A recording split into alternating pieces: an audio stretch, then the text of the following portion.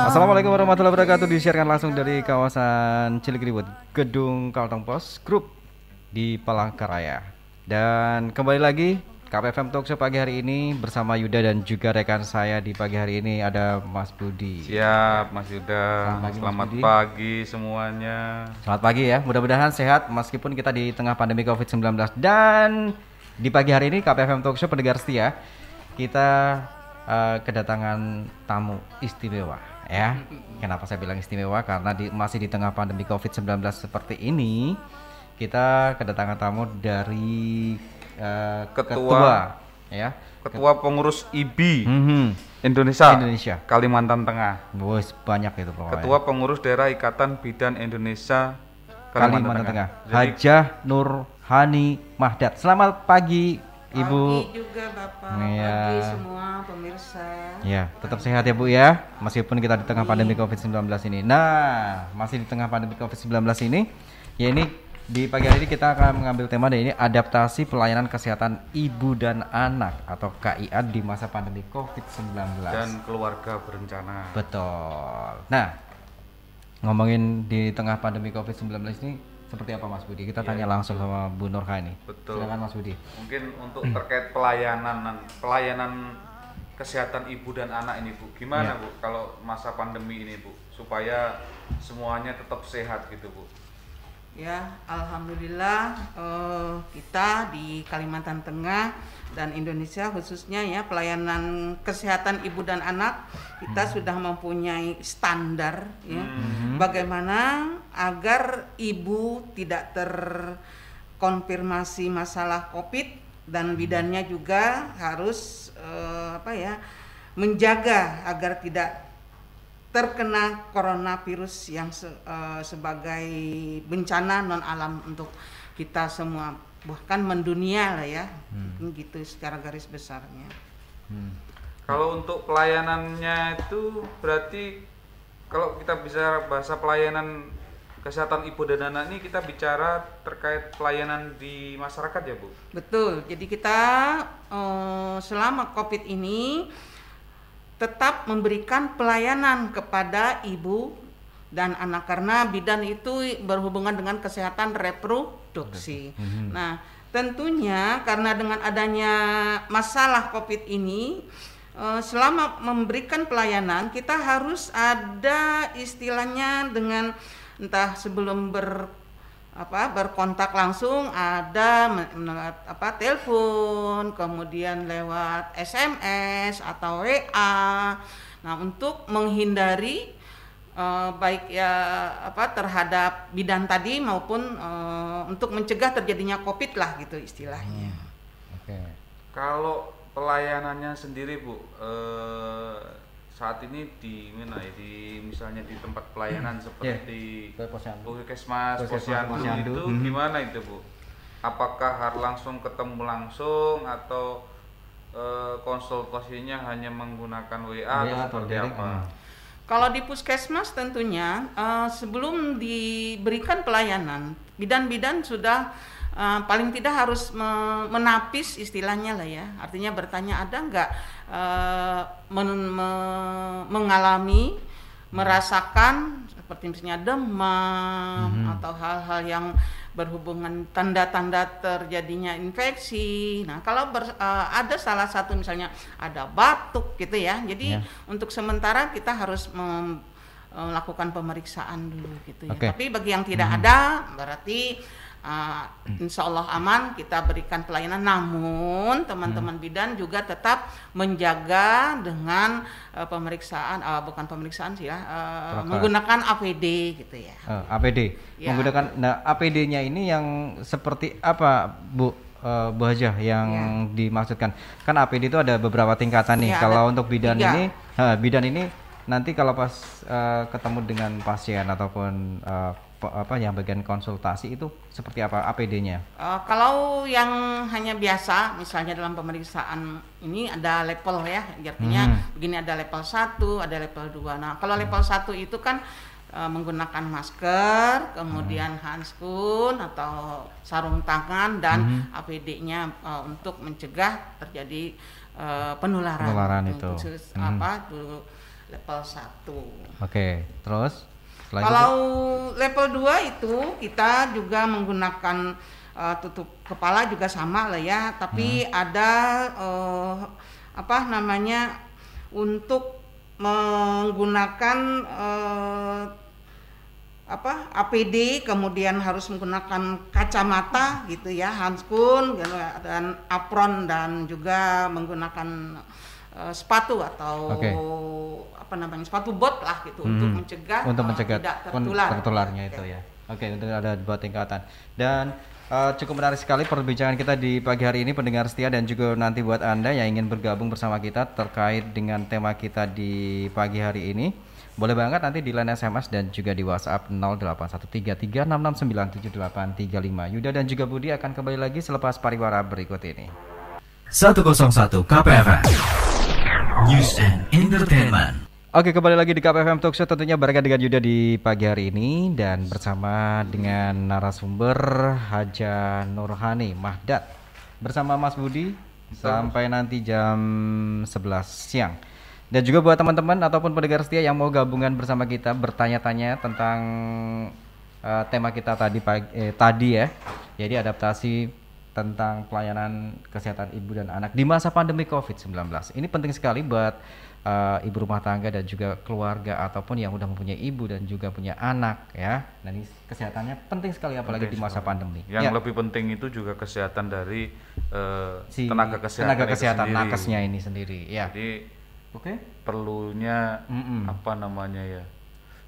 protokol ketat juga kan, tidak hanya masyarakat gitu Bu ya, menjaganya itu. Jadi terkait itu mungkin apa sih Bu tantangan pelayanan kebidanan di era pandemi ini Bu?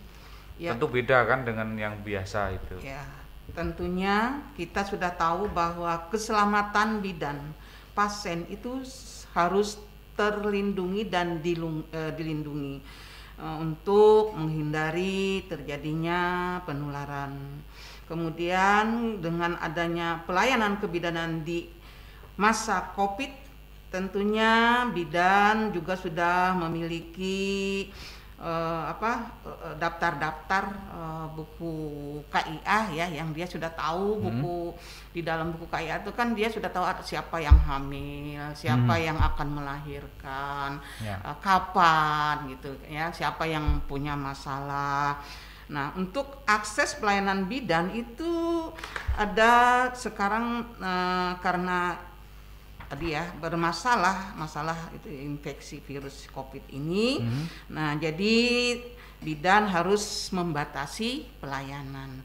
Dari awal sudah saya sampaikan bahwa bidan memiliki catatan-catatan. Contoh, misalnya ada bidan A praktek di klinik dia. Nah, dia sudah tahu bahwa Ibu A ini hamilnya sekian minggu atau sekian bulan. Dia selalu say hello Bu, bagaimana perkembangannya, bagaimana adakah keluhannya. Nah, kalau ternyata tidak ada masalah, mungkin obat-obat yang ada bisa dilanjutkan. Kemudian pemeriksaannya juga Ibu harus datang nanti jam ini ya, tapi itu tadi harus lewat HP. Lewat sekarang by kan, phone ini. Iya, sekarang kan semua orang sudah punya ya namanya telepon atau HP itu. Iya. Kemudian ini Bu, kembali ke ibu hamil tadi, mungkin ibu hamil dan menyusui gitu ya, lebih tepatnya ya. Betul. Karena ada anaknya di situ. Kalau kayak gitu Bu, mereka menjaga protokol kesehatannya seperti apa? Apakah sama dengan kayak kita ini atau ada hal khusus lagi untuk tambahan untuk mereka Bu? Sebenarnya tidak jauh beda antara yang tidak hamil dengan hamil, hanya ya ibu hamil itu kan sangat rentan. Kenapa sangat rentan? Ibu hamil itu biasanya daya tahan tubuhnya itu menurun dari biasanya. Kenapa? Karena dengan peningkatan hormon di dalam tubuh itu mengakibatkan adanya HB-nya menurun ya. Kita tahu kalau HB-nya menurun itu akan mengakibatkan imun imunitas tubuhnya itu juga menurun. Ya, dengan menurunnya itu kan mudahnya terjadi infeksi. Makanya di setiap ibu hamil itu paling tidak memeriksakan kehamilannya tuh 6 kali selama kehamilan. Kenapa 6 kali? 6 kali itu diharapkan pada kehamilan 3 bulan pertama itu bidan wajib berkolaborasi, bekerja sama dengan dokter. Kenapa perlu dengan dokter? Karena setiap ibu hamil tadi sudah saya katakan bahwa berpotensi terjadinya anemia. Setiap terjadi anemia itu akan berpotensi mudahnya infeksi di dalam tubuh. Selanjutnya tidak semua ibu hamil kan siap menerima hasil kehamilannya itu. Nah, ini perlu komunikasi untuk dokter, atau mungkin perlu juga pemeriksaan. Apakah kehamilan yang pada kehamilan trimester pertama ini janin, istilahnya janin ya, kalau dalam rahim itu janin namanya, apakah ini normal atau tidak? Ini itu tadi trimester pertama atau 3 bulan pertama itu wajib antara bidan dengan dokter berkolaborasi, bekerja sama untuk menentukan apakah kehamilannya sekarang itu normal atau perlu hal-hal yang tidak diinginkan dirujuk misalnya. Kemudian pada kehamilan trimester kedua itu 1 kali cukup dengan bidan. Nah, selanjutnya pada semester ketiga itu dia juga perlu pemeriksaan dokter sekali lagi, bidan. Kenapa pada kehamilan terakhir itu perlu 3 kali? Karena pada kehamilan ketiga itu bukan trimester ketiga itu atau 9 bulan itu kan biasanya bayinya sudah besar atau janinnya sudah besar. Biasanya itu ibu yang tadinya tidak ada hipertensi bisa hipertensi karena terlalu lemah. Kemudian ini yang paling ini biasanya kecapean, HB-nya kurang, itu mudah terjadi infeksi karena imunnya itu tadi karena imunnya tadi menurun ya saat kehamilan. Iya, setiap ibu hamil itu semua orang juga sih ya, tapi kalau ibu hamil tadi berpotensi terjadinya anemia mungkin itu. Terkait kalau dia ibu hamil kena COVID itu nanti berpengaruh nggak sih? Berpengaruh kepada bayinya yang dikandungnya? Tetap berpengaruh, pasti berpengaruh. Karena begini, setiap ada infeksi itu kan suhu tubuh meningkat, ya. Suhu tubuh yang meningkat, coba deh biar nggak hamil juga kan ya, biasanya kalau sudah suhu tubuh menggigil, daya tahan tubuh menurun kan, tadi sudah saya sampaikan, pola makannya terganggu, pola tidur terganggu, tidur terganggu, sirkulasi oksigen ya dari ibu ke janin itu akan mempengaruhi janin. Ya, janin itu bayi yang dalam rahim ya, jadi terpengaruh. Nah, kalau dia terpengaruh, dia bayi yang dalam rahim itu, dalam perut ibu itu akan menggap-menggap. Kalau terjadi menggap-menggap, kan coba deh kayak manggah gitu. Menggap-menggap kan bisa tersengah-sengah gitu. Kan sirkulasi itu tadi. Menggap-menggap itu akan mempengaruhi janinnya tadi sudah menggap-menggap, akhirnya oksigen ke janin ikut terganggu. Nah, kalau dia terganggu, dia akan mengakibatkan ada yang namanya hormon oksitosin. Hormon oksitosin itulah nanti akan mempengaruhi terjadinya kontraksi atau apa ya kalau bahasa tuh, kontraksi itu bahasa keras gitu ya. Langsung kayak mengeras. Iya, mengeras, mengurang. Nah, akhirnya apa? Akan memudahkan pengeluaran. Jadi sebenarnya misalnya janin bayinya itu belum saatnya lahir, tapi dengan adanya itu, suhu yang meningkat itu tadi bisa lahir sebelum waktunya. Kalau lahir belum waktunya itu akan mengakibatkan lahirnya biasanya kan napasnya juga sistem di dalam tubuhnya itu kan mengakibatkan terganggu gitu ya. Biasa bayinya saplap.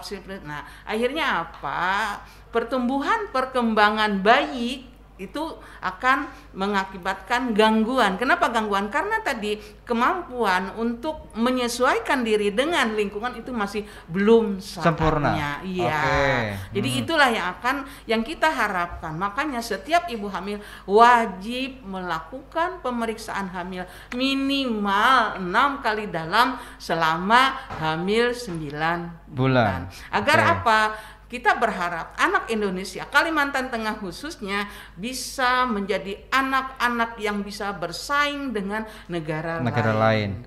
Jadi, kalau itu nanti kesehatannya terpantau, kemudian stres juga kan, coba deh kalau kita stres, apalagi ibu hamil kan ya, kurang tidur, pola makannya terganggu, semua akhirnya mengakibatkan kalau pola makan yang terganggu, apa yang akan terjadi? Anak kurang gizi nanti. Stunting, semua itu akan mempengaruhi. Saya selalu berharap dengan teman-teman bidan, coba deh sampaikan kepada masyarakat atau ibu-ibu hamil bahwa kesiapan ibu hamil itu sangat penting, seperti kita membuat rumah. Kenapa saya bilang seperti kita membuat rumah?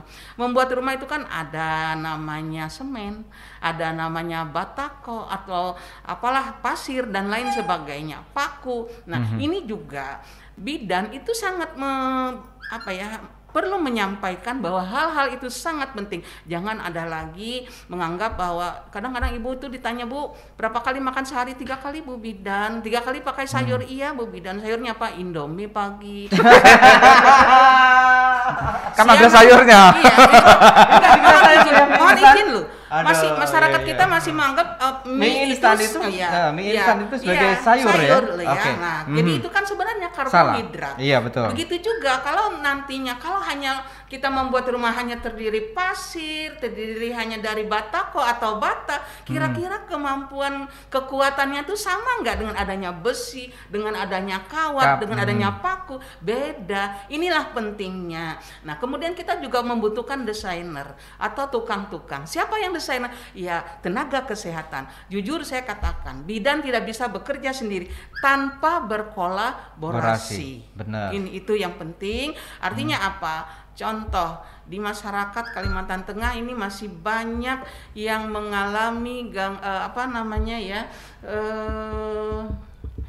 makan itu tadi ya, makan yang yang sehat, gizi yang tidak ini tadi ya. Jadi perlu jadi inilah pentingnya kita mungkin lewat media, alhamdulillah juga radio FM ini menyampaikan, mudah-mudahan ini bermanfaat untuk pertama ibu hamil ya, untuk mempersiapkan sumber daya manusia. Saya pernah baca dengan bukunya Martin Luther. Martin Luther itu berharap agar masyarakat dia itu bisa menjadi pemimpin dunia. Apa yang dia lakukan? Setiap ada ibu hamil dia deketin, dibawa berdoa. Apa pentingnya berdoa? Dengan berdoa itu kan sirkulasi oksigen ibu, ya toh, dengan adanya kehamilan kan jadi normal, aman, nyaman. Coba deh kalau kita berdoa memohon kepada Yang Maha Kuasa. Ini yang saya salut. Akhirnya apa yang kita dapatkan sekarang seperti Martin Luther. Ada Barack Obama menjadi pemimpin dunia. Luar biasa. Saya juga berharap nanti anak-anak Kalimantan Tengah kalau diberikan pelayanan seperti itu, pastinya anak Kalimantan Tengah akan menjadi pemimpin dunia. Ya. Tergantung dari si ibunya tadi ya. Asal jangan mie instan dijadikan sayur gitu. Betul. Tiap hari lagi ya. Iya, jadi 3 kali pagi Indomie, siang sarimi, malam super mie, itu dianggap sayur gitu ya. Jadi tolong deh kalau ibu hamil dan bapaknya juga tolong setiap ibunya hamil itu jangan kalau yang merokok jangan deket-deket dong. Kenapa? Karena itu asap rokok itu mengakibatkan CO2 meningkat, bayinya menggap-menggap. Kalau bayi menggap-menggap akan mempengaruhi perkembangan sel-sel otak pada ibu yang bayinya yang di dalam rahim. Nah, kita tidak tahu ada berapa jumlah sel-sel otak, sampai sekarang tidak ada yang tahu. Namun kalau terlalu seringnya terganggu itu kan stres tadi akhirnya menggap artinya apa? Akan memutuskan sinap itu otak-otak yang saling sambung menyambung. Itu. Mungkin itu yang bisa saya harapkan. Mari kita sama-sama mempersiapkan sumber daya manusia. Bidan tidak bisa bekerja sendiri tanpa adanya bekerja sama dengan lintas program, lintas sektoral gitu ya, agar anak Indonesia bisa menjadi pemimpin dunia. Oke. Ya. Baik, pendengar setia dan juga teman-teman yang saat ini lagi mendengarkan KPFM di pagi hari ini dengan tema kita yakni di tengah pandemi pelayanan kesehatan ibu dan anak di masa pandemi COVID-19 ini. Anda bisa bergabung bersama kita berdua sampai nanti jam 11 malam. Kita akan tunggu pertanyaan-pertanyaan dari teman-teman semuanya, teman-teman pendengar setia. Silakan di 081336697835. Kita kembali lagi selepas pariwara berikut ini. Masih kembali lagi bersama Yuda di KPFM Talk Show. Tentunya barengan dengan Mas Budi. Siap, yang sudah. ganteng sekali Oke. ya. Oke. Ya, kita akan bertanya-tanya. Kita lanjut lagi ya, dengan kita lanjut tanya lagi Ibu ya. talk show kita Kalau- di pagi hari ini. Ya. Kalau tadi kan masalah ibu hamil. Ah, Bagaimana protokol kesehatan yang harus dilakukan. Nah, saat ini mungkin setelah hamil, nah pas melahirkan, Bu. Apakah kalau melahirkan tuh mereka harus ke pelayanan kesehatan atau di rumah saja, Bu? nanti ada jemput bola atau program itu mungkin? Bidan yang ke rumah gitu, Bu. Lebih baik yang mana itu, Bu? Jadi pemerintah sudah menyarankan bahwa setiap ibu yang akan melahirkan wajib di fasilitas kesehatan. Ya. Oh ya, Wajib, akan melahirkan. ya, Itu wajib. Ya, Berarti di ibu hamil Paskes. itu atau ke Paskes ya? Iya, Paskes atau di bidan praktek atau PMB, praktek mandiri. Kenapa? Karena jadi tidak ada lagi mulai tahun 2019 kalau nggak salah 2000 itu saya lupa tahunnya, itu pemerintah sudah bekerja sama dengan BPJS bagi pasien atau masyarakat yang melahirkan di rumah itu kan tidak dibayar lagi. Oh, ya itu. gitu. Karena Iya, apa? iya. Pertama, kita tidak bisa menduga-duga. Misalnya sekarang nih waktu hamil sehat. Iya, iya. Begitu ditolong dalam persalinan bisa jadi ada terjadi hal-hal yang tidak diinginkan. Oke. Contoh, bisa terjadi perdarahan. Apakah itu perdarahan pada saat bersalin atau sesudah bersalin? Ini yang kita khawatirkan terjadi untuk menurunkan angka kematian ibu dan bayinya. Ya. Karena gini, Bu, saat pandemi ini mungkin ada beberapa masyarakat yang kalau kayaknya ke Vaskes itu apa ya, Masih nama kayak horor. takut. Masih takut, Bu. Benar, ke Vaskes itu masih agak takut masyarakat. Ke rumah sih. sakit kayaknya banyak COVID Nah, di situ. Karena di Gak ada situlah pengecualian gitu gak, Bu? disitulah banyak penyakit-penyakit atau virus-virus yang berterbangan intinya. Jadi banyak masyarakat itu mendingan ke bidang praktik lah atau paling tidak panggillah ke sini dokter, mungkin punya dokter pribadi atau dokter langganan. Itu bagaimana, Bu? Jadi begini, makanya sudah tadi saya sampaikan bahwa ibu melahirkan itu wajib di sudah. fasilitas kesehatan. Jadi Nggih. walaupun oke lah di rumah sakit, karena kita sekarang kan selalu waspada ya, Nggih. takut jangan-jangan Jangan-jangan itu Ya, gitu itu kan, dia, COVID ya apalagi. Ya. Saya yang biasa ini aja kalau rumah sakit kadang-kadang juga ada rasa gimana gitu lah. Horor. Apalagi kalau melahirkan gitu lah. Nah, kalau dia normal itu kan bisa di bidan praktek mandiri. Nah, tadi awal kan sudah sampaikan bahwa betul, setiap disampaikan. ibu hamil memiliki buku KIA.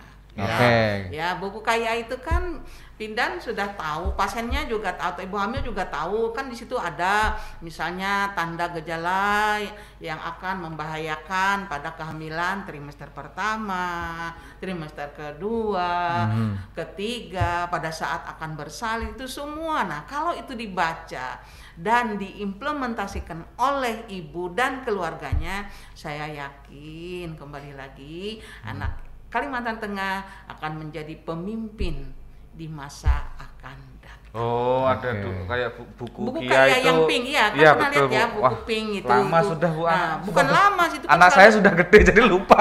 Lah, ya. Bikin lagi. Tapi Itu jangan sekarang yang kalau sudah diperbaharui banyak sekali hal-hal yang jangan hanya dipegang, itu harus dipahami. Oh, Oke. ternyata kan biasanya Panduan, bidan Bu, menyampaikan ibu hamilnya sekarang sudah 3 bulan atau 12 minggu. Baca ya, Bu, nanti tanda-tanda kehamilan yang bahayanya pada halaman ini. Nanti kalau Padahal tanda di buku ini- kaya itu kan sudah ada istilahnya yang stiker itu P4K. P4K itu program persiapan persalinan dengan komplikasi. Artinya apa? Kalau terjadi bahaya-bahaya itu sudah sedemikian rupa bidan mempersiapkan, jangan ada lagi seperti Ayu Ting Ting. Kenapa saya artikan Ayu Ting Ting? Karena jangan-jangan sudah perdarahan banyak, sudah terjadi masalah, di mana bidannya, di mana siapa yang akan donor gitu ya. Nah, kalau kita implementasikan dengan buku KIA itu kan nanti ibunya golongan darahnya B misalnya. Nanti ada Bapak Budi yang akan donor gitu kan. Itu loh harapan. Karena apa? Kalau nanti terjadi masalah pada saat mau bersalin, nah itu kembali lagi nanti SDM kita karena di dalam rahim dia menggap tadi kan terputus, akhirnya itu lagi lahir anak Indonesia Kalimantan Tengah lahirnya Oon gitu. Nih dari kan pemerintah sekarang Kalimantan Tengah juga ada istilahnya rumah tunggu gitu. Pernah dengar ya Pak ya, rumah tunggu?